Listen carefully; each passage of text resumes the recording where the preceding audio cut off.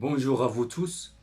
Aujourd'hui, on va aborder des exercices concernant la cinétique chimique, c'est-à-dire le suivi temporel d'une réaction, vitesse de la réaction, bien vitesse de réaction. Dans cet exercice, il faut savoir définir la vitesse volumique, trouver son expression pour déterminer sa valeur et déterminer graphiquement le temps de demi-réaction. Avant d'aborder l'exercice 1, on rappelle donc la définition de la vitesse volumique. La vitesse volumique d'une réaction est définie par 1 sur Vs dx sur dt. Vs, c'est le volume de la solution. Elle s'exprime en litres ou bien en mètres cubes. dx sur d de t, c'est la dérivée de l'avancement de la réaction par rapport au temps. Elle s'exprime en mol par seconde. Donc, on va voir comment je dois déterminer la vitesse volumique graphiquement. Ensuite, le temps de demi-réaction noté T1,5. Donc, le temps de demi-réaction, c'est tout simplement la durée nécessaire pour que l'avancement de la réaction atteint donc son avancement final. La moitié de son avancement final, pardon. Donc, à T égale T1,5, x de T1,5 égale xf sur 2.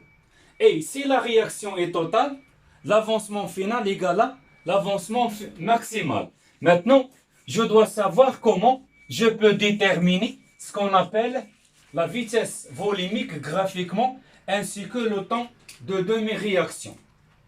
Donc, comment déterminer graphiquement la vitesse volumique? En donnant par exemple x en fonction des temps. Voici la courbe. Et je vous demande de calculer donc ce qu'on appelle la vitesse volumique à l'instant T1. Donc V à l'instant T1. Donc on applique la définition. V à l'instant T1, c'est 1 sur Vs, d de x sur d de t à l'instant T1. On ne connaît pas l'expression de l'avancement en fonction des temps. C'est-à-dire vous avez x de t égale 2t plus 3. Pour calculer la vitesse, il suffit de faire la dérivée. On a la courbe. Donc, qu'est-ce qu'elle représente? dx sur dt graphiquement. Donc, dx sur dt graphiquement représente le coefficient directeur de la tangente à l'instant t1. Voici la tangente. Ça, c'est la tangente t. Donc, à l'instant t1. Donc, dx sur dt représente le coefficient directeur. Donc, le coefficient directeur, c'est tout simplement delta x sur delta t.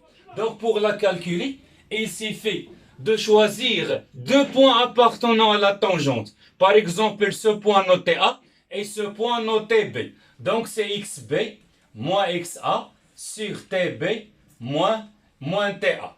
Donc, ça, c'est ce qu'on appelle le coefficient directeur. Donc, je remplace 1 sur Vs, donc xb moins xa sur tb moins ta. En connaissant bien sûr les coordonnées. Donc ça c'est xa, ça c'est ta, ça c'est xb et ça c'est t de b. Donc il suffit de faire l'application numérique. Maintenant comment on détermine ce qu'on appelle donc le temps de demi-réaction graphiquement? Bien sûr selon les courbes utilisées. Si vous avez ici comme courbe, donc le temps de demi-réaction, on sait que lorsque t égale t1,5, x à l'instant t1,5, c'est xf sur 2. Donc il faut chercher l'avancement final. Voici l'avancement final, ça c'est xf. Donc on le divise par 2. Donc voici donc xf sur 2.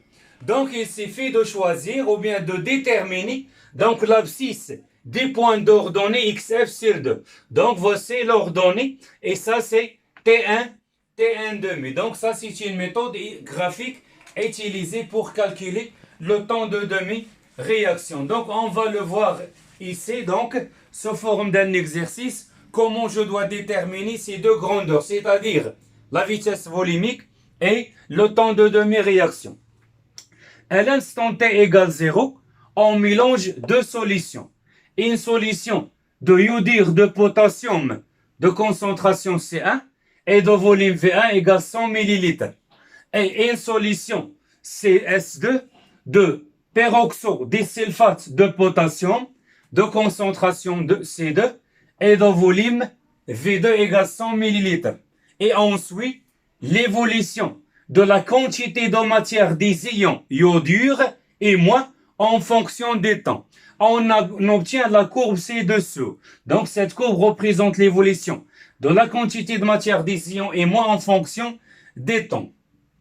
On donne les couples mis en jeu, donc, dans la réaction. Première question, donc, donner l'équation de la réaction, dresser un tableau d'avancement, déterminer graphiquement la quantité de matière des ions et moins, XF l'avancement de la réaction finale, montrer que la vitesse volumique donnée par la relation suivante, calculer sa valeur à l'instant t égale 0, c'est-à-dire la vitesse initiale, et déterminer le temps de demi-réaction. Donc, en commençant par la question numéro 1. Donc, il faut savoir établir l'équation de la réaction. Donc, en donnant bien sûr les couples mis en jeu. Donc, qu'est-ce qu'on a comme solution? C'est le mélange entre la solution iodure de potassium et peroxodisulfate de potassium. Donc, la question demandée, c'est la réaction entre les espèces se trouvant dans la solution. Il y a les ions et moins, S2, O8 de moins et K+. Donc, l'ion potassium, c'est un ion spectateur, ne participe pas à la réaction. Donc, qu'est-ce qu'on a comme couple? Vous avez I2 et moins, et on a ce qu'on appelle S2O8 de moins, donc SO4 de moins. Donc, il faut tout d'abord souligner ce qu'on appelle les réactifs. Donc, les réactifs, ce sont les ions et moins, et ce sont S2O8 de moins. Donc, ce sont des réactions oxy-RED, c'est-à-dire des réactions oxydo-réduction. Donc, et moi, c'est un réactif. Donc, je dois l'écrire à gauche. Donc, vous avez ici, donc, I2. En commençant par, donc, équilibrer l'espèce, c'est l'oxydo-réduction. C'est l'ion iodure ou bien l'ion iode. Donc, vous avez ici un seul atome de l'iode, deux atomes d'iode. Donc, il faut multiplier ici par 2. Donc, ici, vous avez 2 atomes d'iode, ici 2 atomes d'iode. Ensuite, il faut équilibrer les charges. Donc, les charges sont toujours ajoutées au voisinage de l'oxydant. L'oxydant, c'est l'espèce qui capte les électrons. Donc, ici, c'est l'oxydant et ça, c'est le réducteur. Donc, il faut ajouter 2 électrons ici. Maintenant, pour le second, vous avez S2, O8 de moins. Donc, on a ici SO4 de moins. Vous avez 2 atomes de soufre, 1 atome de soufre, 8 atomes d'oxygène, 4 atomes d'oxygène. En multipliant ici par 2. Donc, 2S, 2S. 2 fois 4, c'est 8, donc ici 8. Maintenant, il faut équilibrer les charges. Vous avez 2 charges négatives dans les réactifs et vous avez 4 charges dans les produits. Donc, il faut ajouter ici 2 électrons. Donc, l'équation bilan, en sommant ou bien en ajoutant membre à membre les deux demi-équations. Donc, on obtient 2i- plus S2. Donc, S2, O8 de moins. Donc, on obtient I2 plus 2 SO4 de moins. Ça, c'est l'équation bilan. Donc, il faut savoir trouver l'équation oxydo-réduction. Maintenant, on passe à la question de dresser un tableau d'avancement. Donc, le tableau d'avancement, c'est un tableau, bien sûr, des quantités de matière. Voici le tableau, donc, tableau d'avancement. Vous avez ici l'équation de la réaction. Donc, on a trouvé que 2i- plus S2O8 de moins, on obtient I2 plus SO4 de moins fois 2.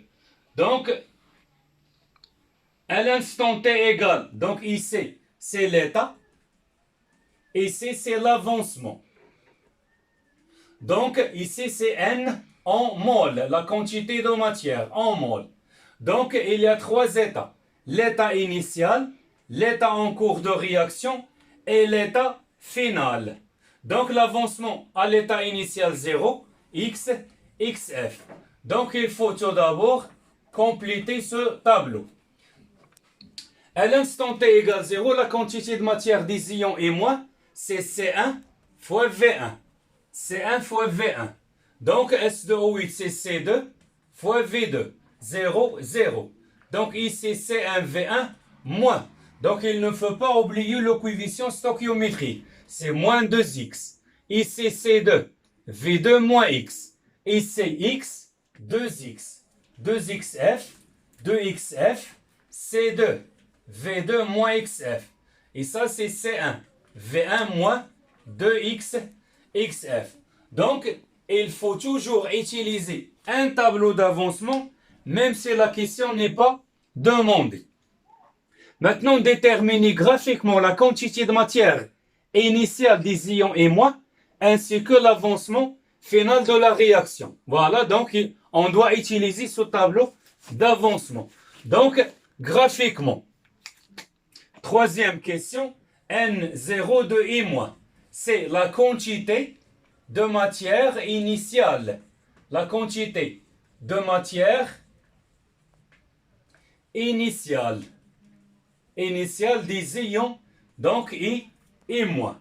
Donc d'après la courbe représente l'évolution des ions et moi en fonction du temps.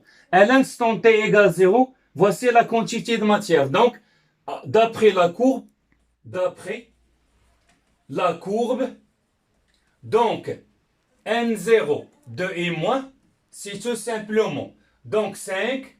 Il ne faut pas oublier l'échelle utilisée. Donc fois 5 10 puissance moins 3 mol. Maintenant, il faut chercher XF. Cherchons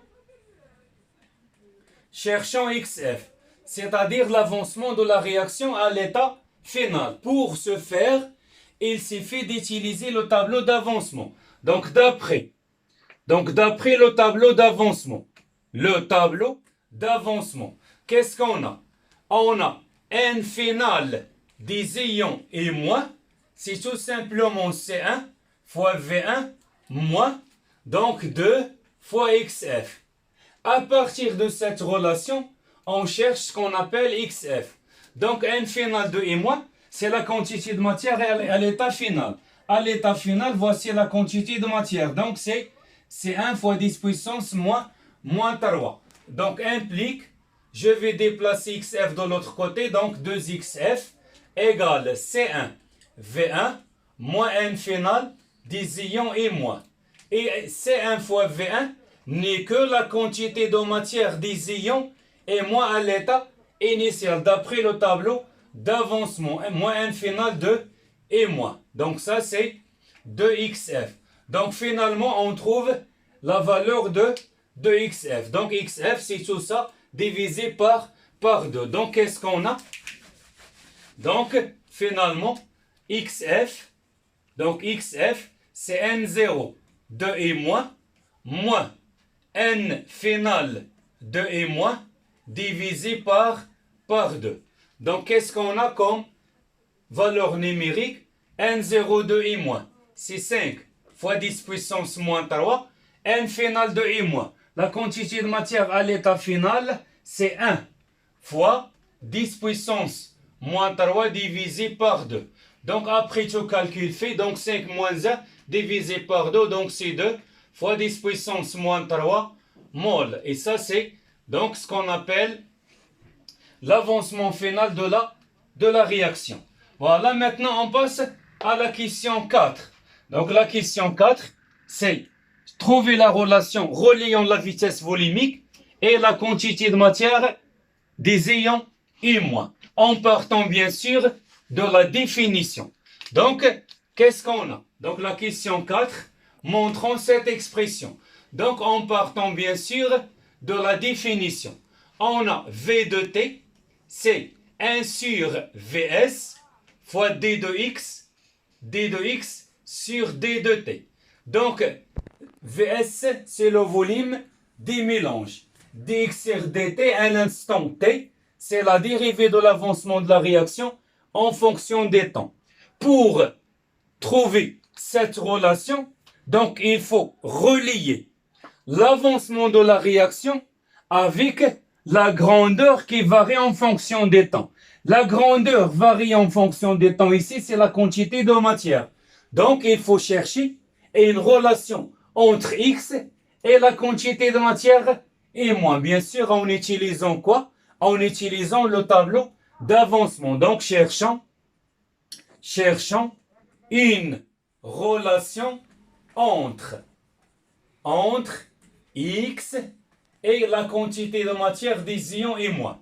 Si vous avez ici la concentration, donc il faut chercher une relation entre l'avancement et la concentration. Si vous avez la courbe de sigma, la conductivité en fonction des temps, il faut toujours chercher une relation entre l'avancement et sigma. Donc en général, il faut chercher la relation reliant l'avancement de la réaction et la grandeur variable. Quantité de matière, concentration, conductivité, conductance, volume, pression, concentration, etc. Donc, pour ce faire, il faut utiliser toujours le tableau d'avancement. Donc, d'après le tableau d'avancement, on a la quantité de matière des ions et moins à l'instant T, c'est tout simplement C1, V1 d'après le tableau d'avancement, moins 2x. Et C1, V1, c'est N0 de I moins, moins 2x.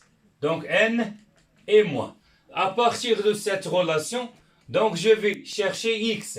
Donc X, 2x égale N0, 2 I moins, moins N, 2 I moins. Donc finalement, qu'est-ce qu'on a? Donc 2x, donc x de t égale N0 de I moins, moins N de I sur 2. Ça, c'est l'expression de l'avancement. Maintenant, il faut remplacer x ici. Donc, qu'est-ce qu'on obtient? On obtient l'expression suivante. Donc,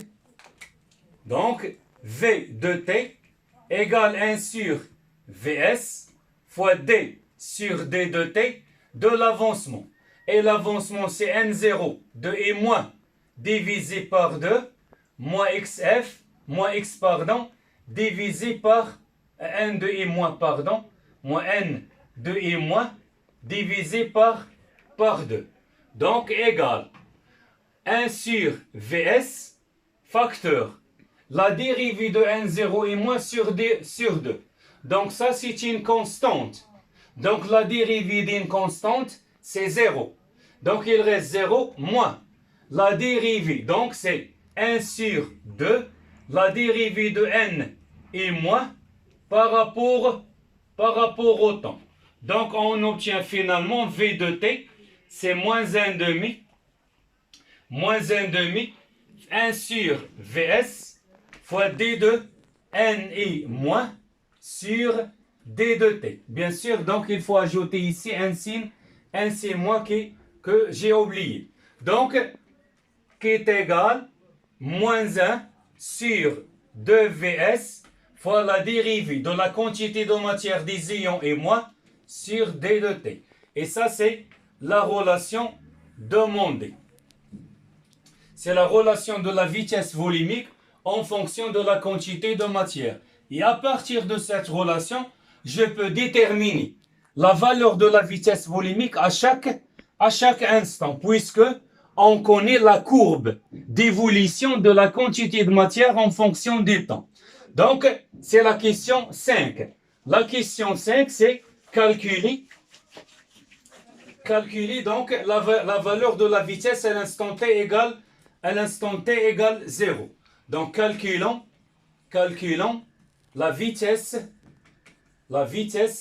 volumique. Donc, la vitesse volumique initiale, c'est-à-dire V à l'instant t égale à 0. Bien sûr, en utilisant la définition. Donc, qu'est-ce qu'on a? On a V de t égale moins 1 sur 2Vs fois la dérivée de n et moins sur d de t. Et puisque on ne connaît pas l'expression de la fonction n en fonction des temps, on connaît seulement sa courbe, donc d de n sur d de t représente le coefficient directeur de la tangente de la courbe n et moins en fonction des temps à l'instant t. Donc cette courbe devient c'est 1 sur 2 vs fois la variation de n et moins sur delta de t. Donc maintenant il faut chercher donc sa valeur à l'instant t égale à 0. Donc v de 0 égale moins 1 sur 2 vs fois delta n. Donc pour déterminer delta n et moins sur delta de t, il suffit de choisir deux points appartenant à la tangente. Voici la tangente à l'instant t égale à 0. Je prends ce point et je prends aussi ce point. Donc qu'est-ce qu'on a? Donc je vais remplacer pour le premier point. Donc l'ordonnée c'est 5 fois 10 puissance moins 3. Donc ici 0. Le second point, son abscisse, c'est 2,5. 2,5. Son ordonnée, c'est 0. Donc, après, tu calcules fait. Donc, on va trouver, application numérique. Le volume, bien sûr, c'est le volume des mélanges. Le volume VS, c'est V1 plus V2. Donc, c'est 200 millilitres. Donc, application numérique, 1 sur 2 fois 200, exposant moins 3. Je vais convertir le volume en litres fois.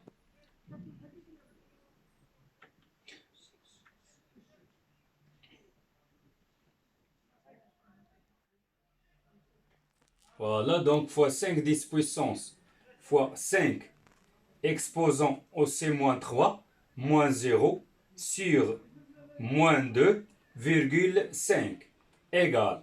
Donc après tout calcul fait, on trouve, donc c'est 5 fois 10 puissance moins 3. Donc 5 fois 10 puissance moins 3 mol litre moins 1 par minute, puisque donc l'axe des temps est représenté en minutes. Donc ça c'est la vitesse à l'instant t égale à 0. Donc maintenant on passe à la dernière question, c'est donc calculer le temps de demi-réaction. Donc le temps de demi-réaction est aussi déterminé à partir de la courbe. Donc t, calculons T1 demi. Donc pour déterminer le temps de demi-réaction, donc il faut faire attention. Donc selon quoi? Selon donc la grandeur qui varie en fonction des temps. Puisque vous avez ici la quantité de matière de M en fonction des temps, et pour déterminer T1 demi, donc il faut calculer, on calcule tout d'abord la quantité de matière des ions et moins à l'instant T1 demi. Si vous avez ici sigma, c'est-à-dire la conductivité, il faut calculer sigma 1 demi. Si vous avez la concentration, donc 1 demi, et ainsi de suite. Donc comment je dois calculer la quantité de matière des ions et moins à l'instant T1 demi? Bien sûr en utilisant donc le tableau d'avancement. Donc qu'est-ce qu'on a? On a N et moins égale N0 de et moins 2 fois X. Donc je vais remplacer T par T1 demi. Donc qu'est-ce qu'on obtient? Donc N et moins, donc N de et moins à l'instant T1 demi, c'est N0 de I moins 2 fois X à l'instant T1 demi. Donc j'ai remplacé T par T1 demi. Donc on obtient quoi? Donc qu'est-ce qu'on a? On a N0, donc c'est 5 10 puissance moins 3. Et il faut chercher XT1 demi. Donc XT1 demi, c'est tout simplement, par définition, donc et moins 2. Donc c'est XF divisé par 2. Donc XF c'est donc l'avancement de la réaction à l'état final. Donc égal. Donc N et moins à l'instant Tn demi, c'est N0, 2 et moins, en simplifiant par 2, donc c'est XF. N0, 2 et moins, d'après la courbe, donc c'est 5 fois 10 puissance moins 3 moins XF, c'est l'avancement de la réaction à l'état final. Elle est déjà déterminée d'après la question 3. On a trouvé C2, 10 puissance moins 3. Donc N est moins à l'instant T, N demi, 5 moins 2, donc c'est 3 10 puissance moins 3 mol. Donc, ça c'est la quantité de matière pour T1 demi. Donc, T1 demi est l'abscisse du point, d'ordonnée. D'ordonnée 3 10 puissance moins 3. Et voici 3 10 puissance moins 3. Donc, je fais la projection. Donc, la projection sur l'axe des abscisses. Donc, l'abscisse, c'est donc finalement T1 demi. Donc, c'est 1 minute. Le temps de demi-réaction nous permet de savoir à quel instant donc la réaction va s'arrêter. Donc, c'est au bout de 10 T1 demi.